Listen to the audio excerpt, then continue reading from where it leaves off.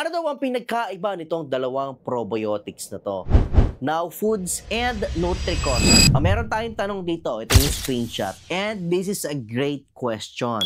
Pakita ko muna yung actual product sa inyo. Ito yung Nutricost and ito yung Now Foods brand. Mag-start tayo kay Now Foods. Pakita ko muna sa inyo si Now Foods. Yan. So kung titignan nyo mabuti yung bottle, siya ay probiotic 10. Ibig sabihin meron siyang 10 strains of live bacteria and microorganisms. And ang potency niya ay 25 billion CFU. So naglalaman siya ng 25 billion colony-forming units ng live bacteria and microorganisms.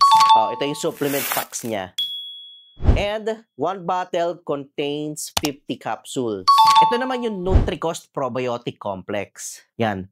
Kung titingnan nyo mabuti, si Nutricost Probiotic Complex, naglalaman siya ng 40 billion CFU or colony forming units. And one bottle ay naglalaman ng 60 capsules. Ito yung supplement packs niya. So katulad ng Now Probiotic 10, naglalaman din siya ng 10 strains ng live bacteria or microorganisms.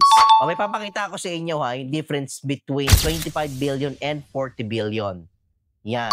So kung tatanungin nyo ako, which one is better? Kahit ano piliin nyo sa dalawa na yan, hindi kayo magkakamali.